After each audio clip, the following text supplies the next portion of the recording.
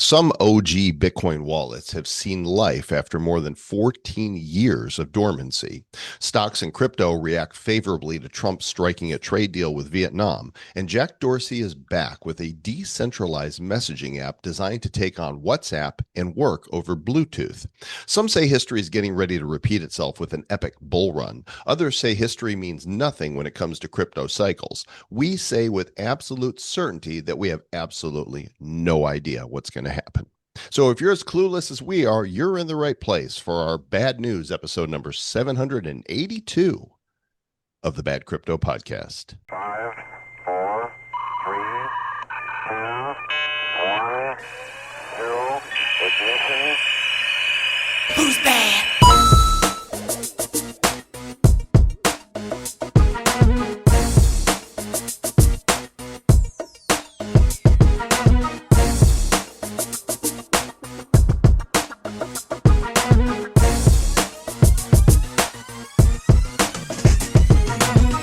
Like, oh my gosh, we're so clueless, Travis. I'm clueless. Do you know anything? I don't know anything.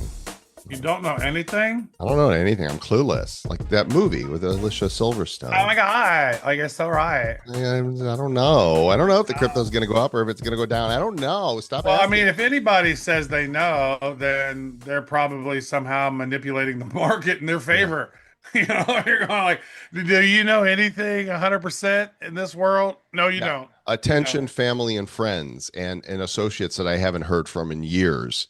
I don't know. I don't know. Right. Go do your own research.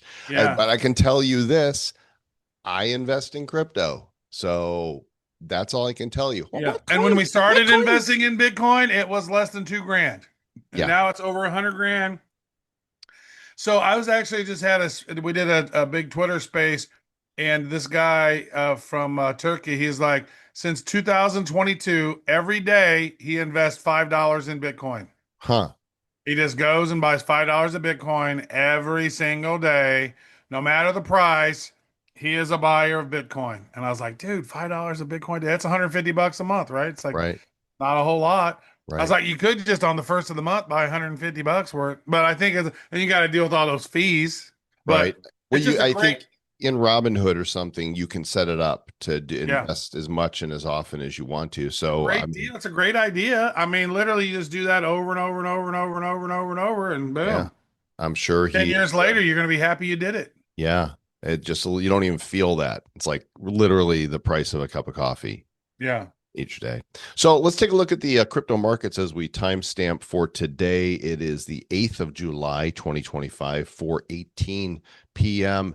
Atlantic Standard Time. The total crypto market cap, 3.435 trillion. Bitcoin is finding this range here, 108,741. Ethereum back over 2,600 at 2,606. XRP up this week, $2.31. BNB 660. Solana 151. Tron is at 28.7 cents. Dogecoin at 17. And pretty much the last week, it's been a green week all around with meme coin bonk really ruling the roost here. Not sure why, but up 60% over the last week. Yeah, a total market cap of almost $1.7 billion. And then right behind that, big winner was SPX. SPX, I mean, if you've seen Murad talk about the Bitcoin or the meme coin super cycle, SPX has always been one of his top ones. Yeah. And last 7 days is up 22%. Not bad. Not a whole lot of big projects popping, but there have been some that have popped up 15% over the course of the last week. One thing I did some analysis today on a call, Joel, and I noticed that there is not one Web3 gaming project in the top 100. In fact, the very first one you'll get to is like 120 something with Gala. That's the first one. Gala, none. Splinterlands, Axie, All Infinity, gone. like they're still there. They're still They're still rolling. there, but they're not worth. They're worth just a shell of what they once were. Tell me about it. And you know, it's always wild. Like a lot of times we'll talk about interesting projects, and it's almost like over time. And I'm even looking at the total dominance right now. Bitcoin is 63% dominant, and Ethereum is like 9.2% dominant. So basically 72% of the market is just those two tokens. And Yeah. I want to throw this out there, Joel. Open up Ethereum, pull up the chart on Ethereum, please. Yes, Because a sir. lot of people are like, oh my God, Ethereum's going to blow up. Ethereum's going to blow. It's going to be amazing. Bitcoin summer's, or, altcoin summer's coming. And just look over on the side over here. One thing that people don't realize about Ethereum is that, if I ask you this, Joel, how many Bitcoin will there ever be? Mm-hmm. Yep. 21 21 million. million. Yep. How many Ethereum will there ever be? Well, they I don't make know. more. They make Is more. they keep making they're making them to a core they're making them make about 500 to 700,000 new ones per year. But don't they also burn them Well, they as they burn them, use? but the number goes up. The number goes going up, going up, going up. Now, actually, 2021, I looked at this. 2021, the amount of Ethereum that there were in circulation was like 118 million. So Mhm. now it's at 120 million. So it hasn't gone up that much. It's going up 500 to 700,000 per year. But when you look at it and you go, why is it not worth, 1/10 of Bitcoin? Why is it not 10 grand? And it is kind of weird, but it kind of is when you factor it all in. Look at the market cap of Ethereum. It's $314 billion. The total market cap of Bitcoin is $2.1 trillion. Yeah. Ethereum is 1/7 the price Hmm. of Bitcoin, Hmm. period.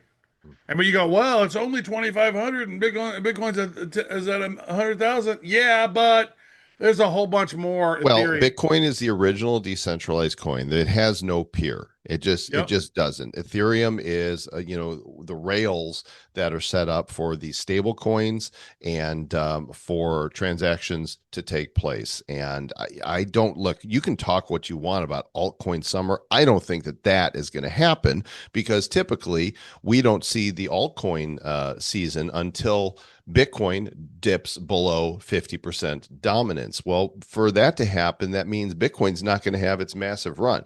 Bitcoin needs to have its run, it needs to go up, and then money circulates and rotates into Ethereum and the altcoins. That's what you need to be following traditionally. If you look at the historical charts, that's the way that it goes.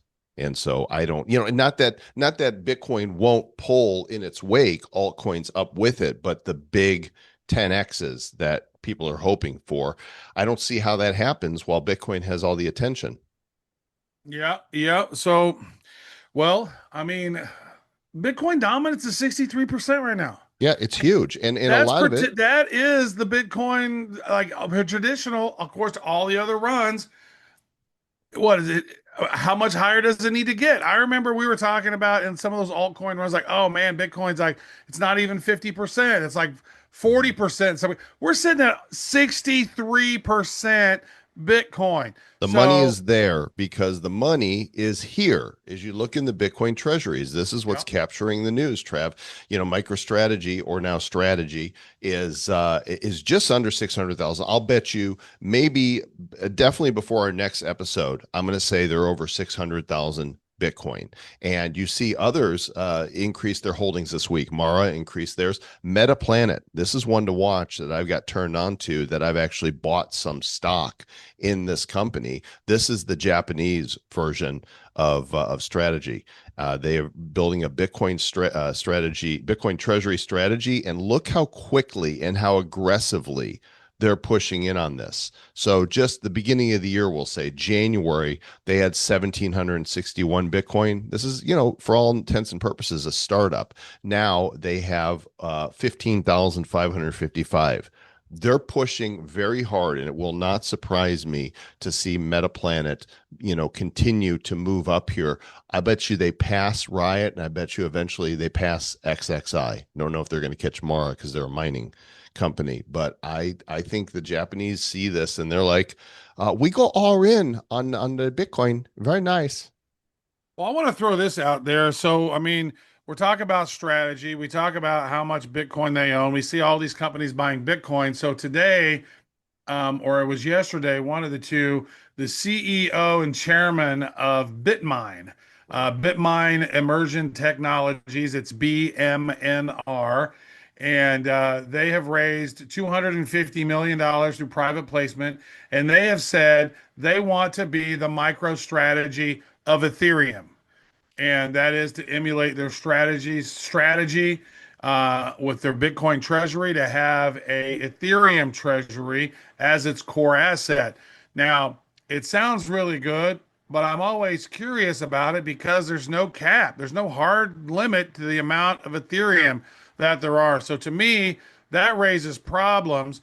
Now, even like Litecoin, there's only 84 million of them, right? So that was interesting, but it can't do all the cool smart contract kind of things. All the stable coins aren't built on Litecoin. They're built on Ethereum. So there's a lot that I like about Ethereum.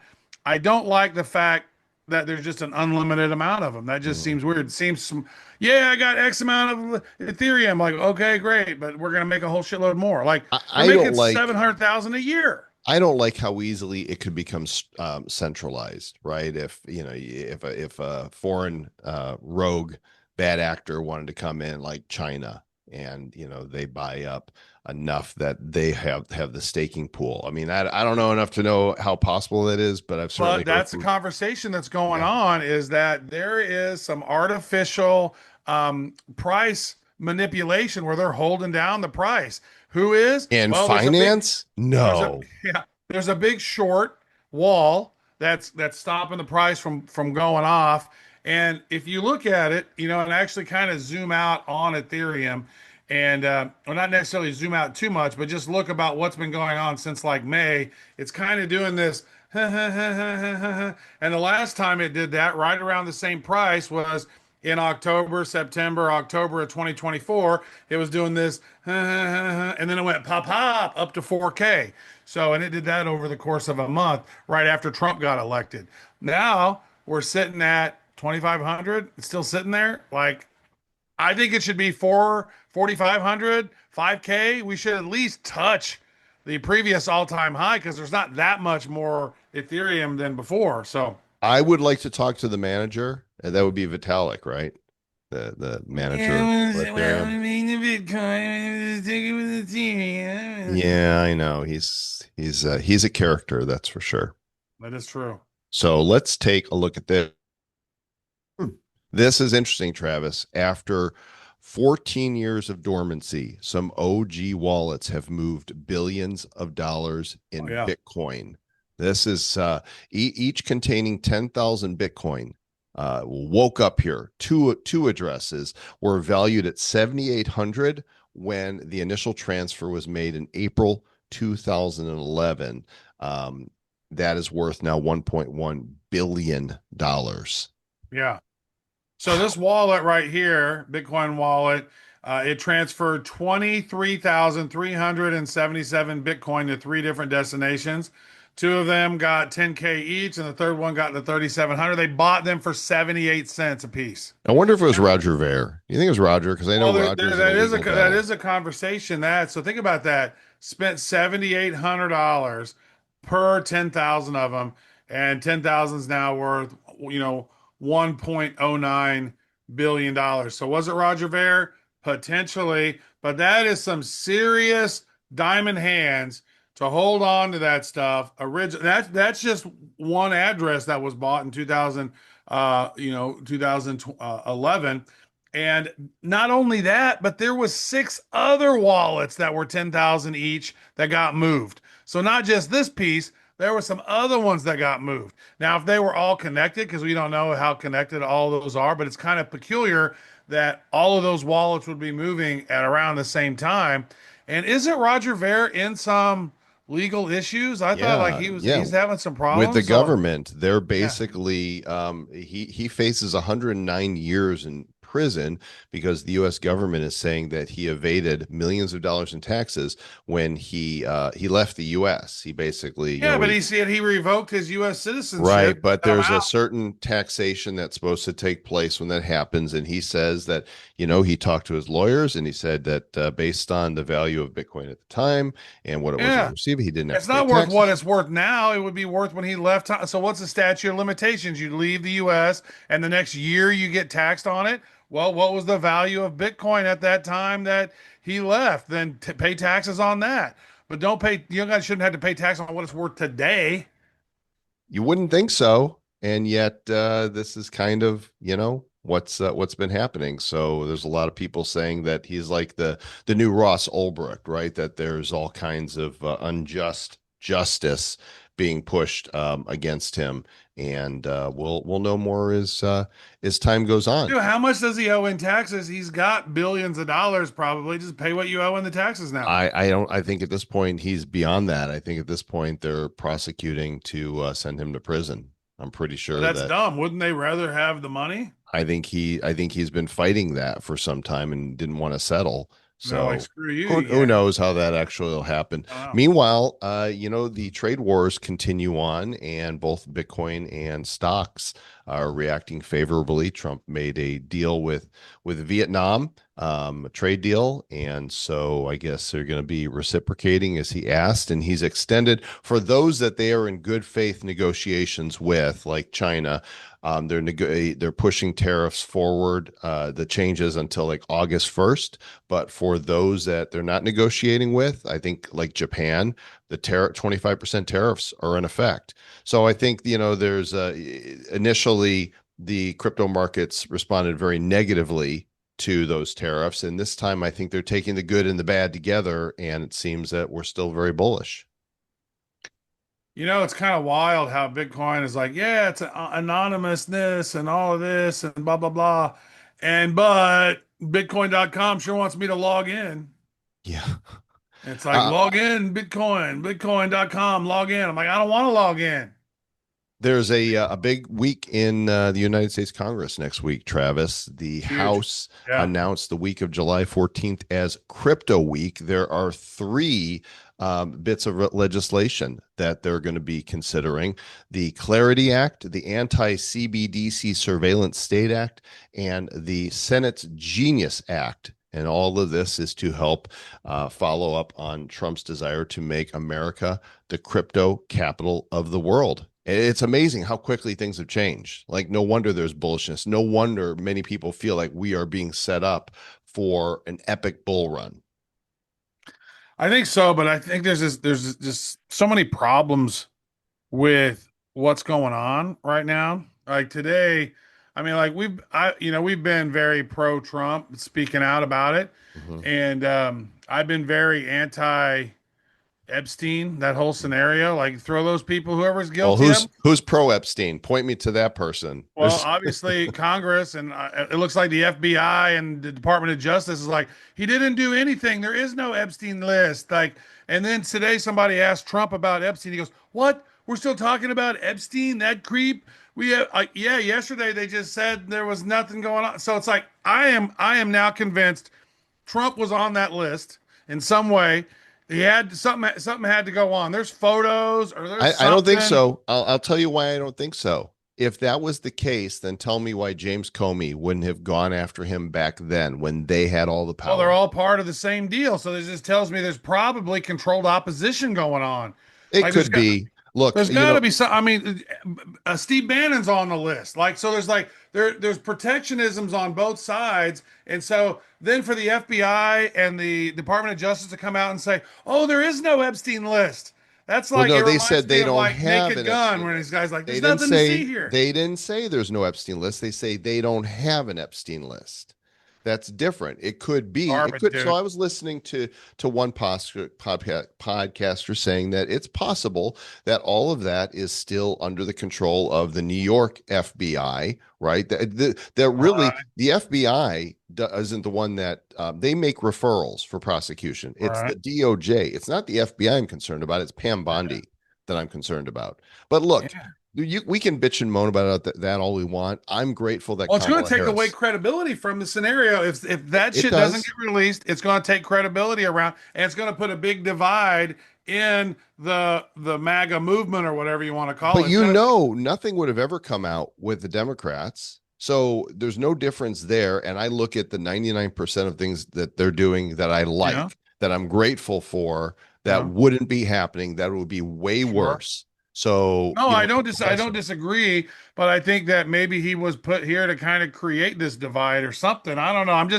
I don't know. I'm not 100% on it. I'm still asking questions because that's how I sure. manage through this life. But seeing Diddy getting released from all of his stuff, they're still being protected. There's some big, powerful people protecting people right now because there's no way Diddy should have not have been released. The reason is he's always been a Fed. He's Sure. been working with them for a long time, and we're probably under the thumb of Mossad in Israel because that's their blackmail Okay, operation. whatever, blah blah Their blah. blackmail operation is what it It's is. all fine and good, but it doesn't matter. It doesn't matter because humanity is broken, will always be broken. There will always be people that do things that we don't like. There will always be Yeah. injustice. And I go, hey, I'm grateful that it could be worse. Yeah. And in the Trump world, Truth Social filed for a crypto blue chip ETF Oh that's going wow. to include this ETF includes Bitcoin, Ethereum, Solana, XRP, and Kronos, which is the crypto.com. So, So that's why that project took off. yeah, well, That I they're was noticing Kronos crypto.com just is blew up. American based, Yeah. right? These are all American based. Well, Bitcoin's not obviously, but the rest Up of them are American based. 21% Kronos. Yeah, that's that's why. And Truth Social ain't going away, gang. Yeah, there's a lot of bots there, but there's a ton of bots on X as well. There's bots everywhere, and it's not going away. So, in fact, with this whole crypto week, we have Brad Garlinghouse that is going to testify on Ripple before the U.S. Senate. So, you know, he's going to be front and center talking to the U.S. Senate Banking Committee here, really, I guess, the day this episode comes out. Uh, I think Ripple is making huge headway into traditional financial and into the banks. And I think it's a sleeping giant. I own a little bit of Ripple, and I think, you know, they've got their own stable coin now. And once the Genius Act passes, which brings stablecoin clarity and regulation, I think some crazy things are going to happen. Mm. Yep. That's my humble opinion, not financial advice. Yeah. I don't know if we have anything in here. I was looking. I don't think we have anything about this, but Elon Musk, he's a little miffed and he says he's going to create a whole new political party, Yeah. a Bitcoin first party, Yeah. right? So it's like fiscal responsibility, Bitcoin first. Like it's always been hard for a third party to kind of gain traction in America because I think both sides kind of push it down. But having a Bitcoin first party seems pretty interesting. That I mean, we're going to start seeing Bitcoin being part of political conversations all over the world. Absolutely. Who do you think this hurts more? I'm kind of divided on whether this hurts the third party hurts Republicans or Democrats more. Well, I think it would pull more Republicans over because these are the people who are kind of upset about certain things. They're probably, but I think because here's the deal: a lot of people on the left hate Elon Musk now, right? Right. But they also So hate Trump, and Trump the too. middle of the road mainstream Democrats do not like what was done to them. They do not like that they had no say in who their presidential candidate was going to be, that they had this absolute clown fool of a woman, a tool, a complete mouthpiece, an idiot Well, put it's up just I mean, yeah, you always got to ask who the puppet masters are, and clearly Kamala is not a puppet master. no. She's a yes man, right? Just She like doesn't Obama even was an know. S man. Yeah. Well, they all do their biting to someone else that always kind of lurks behind the scenes. A lot of times you don't even know. Like the richest families in the world, you think they're the Rothschilds, but there's like multiple families that are way wealthier than Sure. them, but you never hear about them because they never want to be in the news. And since they own all the shit, they make sure they're never talked about. And that's what's always weird is the things that we don't know. Like we It think we know, but we don't. We don't know anything.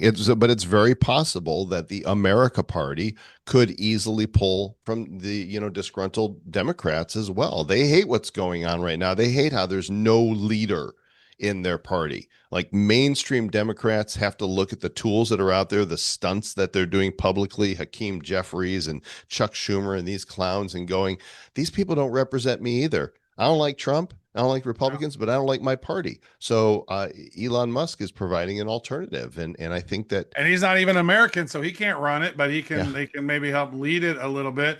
Also in the news, Jack Dorsey has launched a WhatsApp Messenger rival Yeah. built on Bluetooth, and it's called BitChat. BitChats are encrypted. They are ephemeral, meaning they are here and then they were gone. They're stored only on the device. No accounts, no phone numbers, no servers. It is Bluetooth to Bluetooth, and so so what? You just message people who are close to you, or what? Yeah, I guess well, it doesn't have to be, it's over mesh. So mesh means All anywhere, right.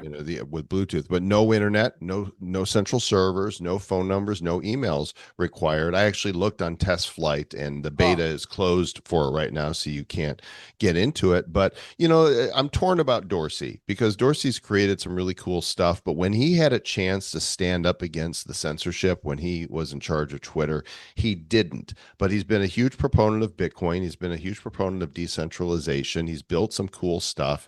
Yeah. And And there's some conversations out there. There's some rabbit holes that you can read that you can go, wow, there is a greater than 0% chance that he's Satoshi Nakamoto. He was in those early meetings, those cyberpunk meetings.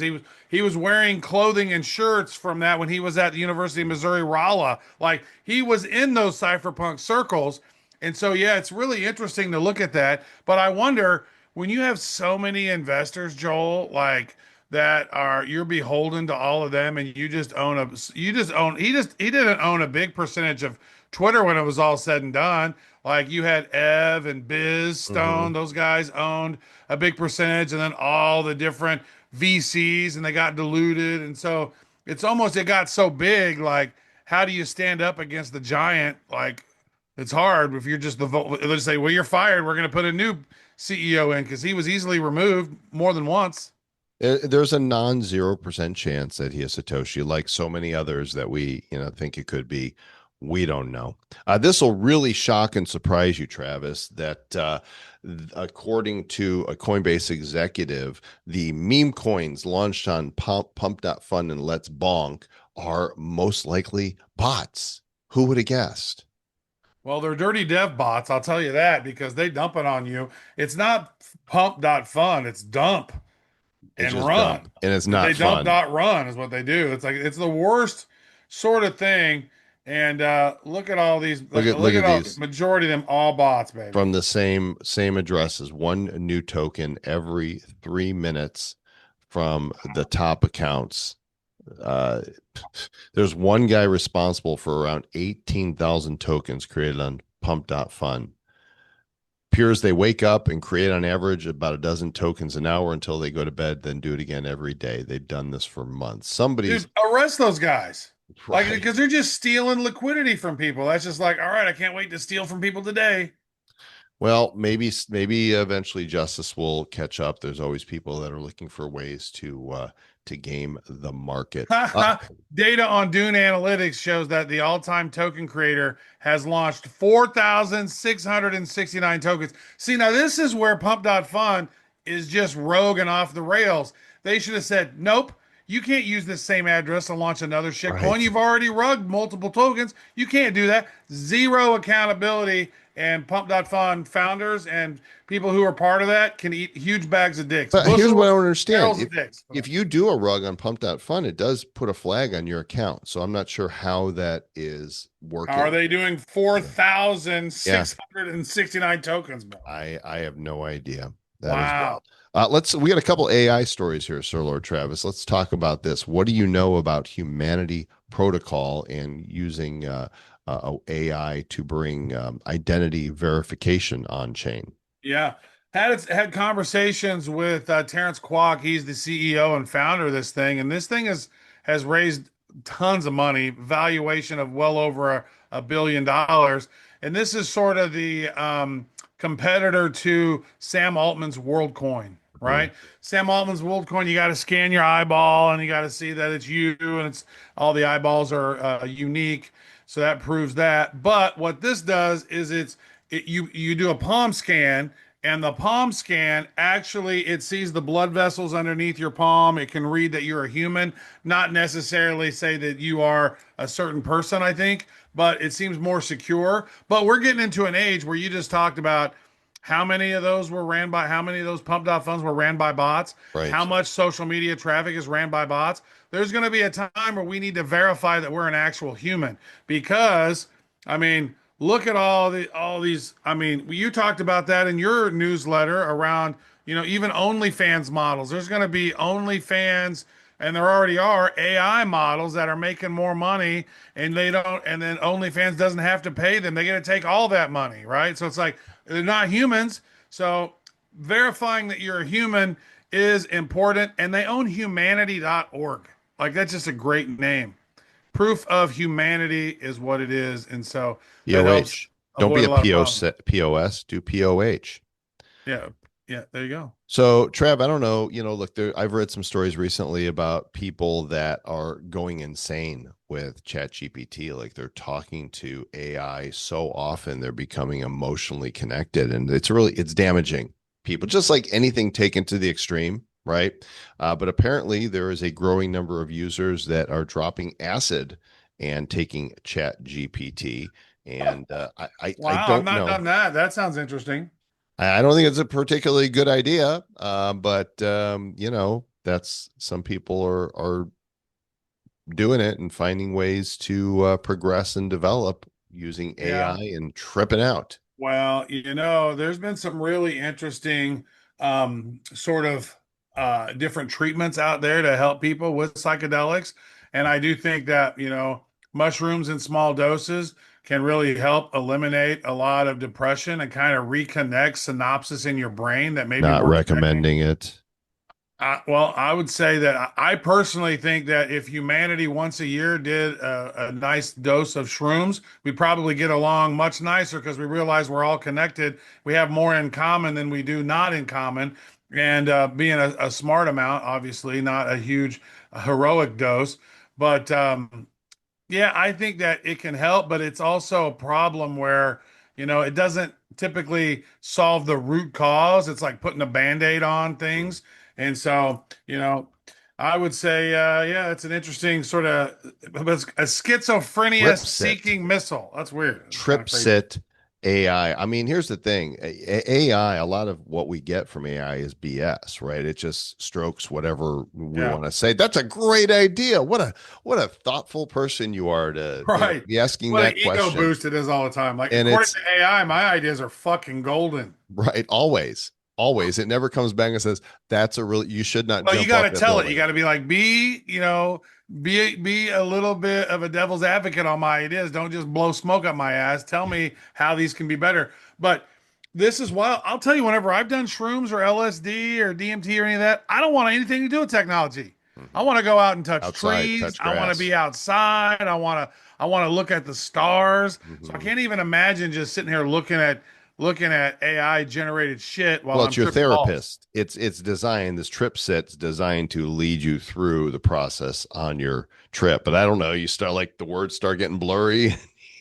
You're just Dude, babbling to it. I'm gonna say, dude, I'll tell you, I did shrooms and I went to the Louvre in France in it was about 10 years ago. One of the coolest life experiences that I've ever had. Oh my God, the paintings were moving Did the and Mona they were Lisa just talk like, to you? Did she like wink at Mona you? Lisa's a Mona Lisa's a bitch. She didn't have nothing to say to me. Actually, I was so not impressed with Mona Lisa because she's Mona Lisa is like 30 inches by 21 Yeah, inches and it's on a wall all by itself and it's in this big sort of bulletproof thing and it just looks right. so dinky. And then you turn around right where Mona Lisa's facing, and it's just unbelievable war mural that was Yeah. just like, what? That is so, how have I never seen that? I don't give a shit about this mid-looking Mona Lisa chick who's Right. kind of smiling with some cleavage. I don't care Is about she her. though? Is she smiling? She's I kind of don't know. smart. Who cares? Like she's just a mid chick. Like what is the deal about Mona Lisa? Why is that worth $50 million or Most whatever? valuable painting in the world. Who knows? Why? Humanity is just that way. So right before we got on today, you were doing a an X Spaces, and you came on. You raving about what you heard about there. So I want to Yeah. cover this story. World's first synthetic biological intelligence runs on living human cells. It sounds like the Matrix. Dude, it's really wild because apparently the AI doesn't run on traditional servers and stuff. It actually works. It's synthetic biological intelligence running on real brain cells. Hmm. And so it says it's much faster than traditional server farms and all these different racks of AI compute. So instead of silicon based AI and using LLMs, they're going to have what they're calling cortical CL1 system, and expected to be a huge game changer for science and medical research. The company I was talking to was called Web3 decision.com, but they're talking about all of this stuff. Like they've built all of their stuff on top of the CL1 computer. So this computer is literally, it says, here is essentially a body in a box. The CL1 does not require an external computer. It's using brain. Dude, this is Matrix level shit, dude. Yeah, it's like, it reminds me of The Simpsons with the heads in the jar, right? So Right. once you could connect the two, so you have actually the Abraham Lincoln head in the jar, and it's using his brain power to process Yeah. what's going on, then we've Yeah. arrived at Dude, they're saying this. We almost view it as a different form of life. To say animal or human, Chief Scientific Officer Brett Kagan said, we think of it as a mechanical or engineering approach to intelligence. We're using the substrate of intelligence, which is biological neurons, but we're assembling them in a new way. Like, dude, this is straight up future. This seems like shit we would see, Joel, in like the year 2070 or something. right. Or no, not 2070, 2700. Like this seems like 500 years from now technology, not now. Well, now apparently, at least the beginning of it, and you guys can read the full article as well as all of the articles that we discussed in today's episode in the show notes at badco.in/782. And guess what happens next week, Sir Lord Travis? Wow, you know what? Matter of fact, this is pretty good. It's good to know. Yeah. So we're recording this show right here Yep. on the 8th of July. Yep. And in 8 days, it would be the eighth complete year of us doing bad crypto. Yeah, we will be well, we'll be entering our ninth birthday. Is that what it is? It's our Right. ninth birthday? Yeah. Well, I know we're beginning our ninth because season, but it's the 2026. completion of eight.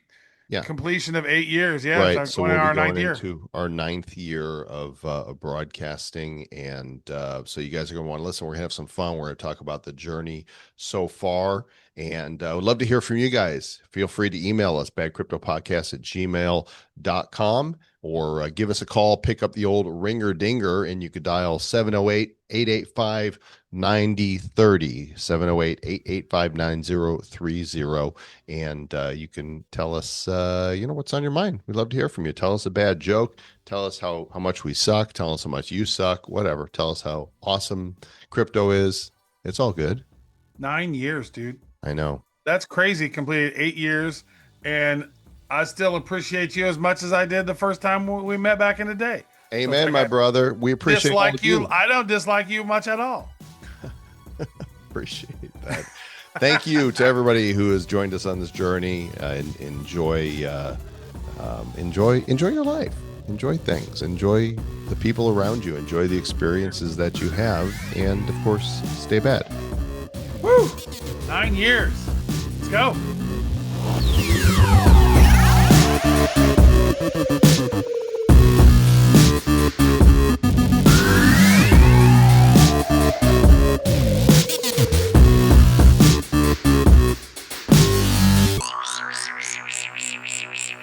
Who's bad?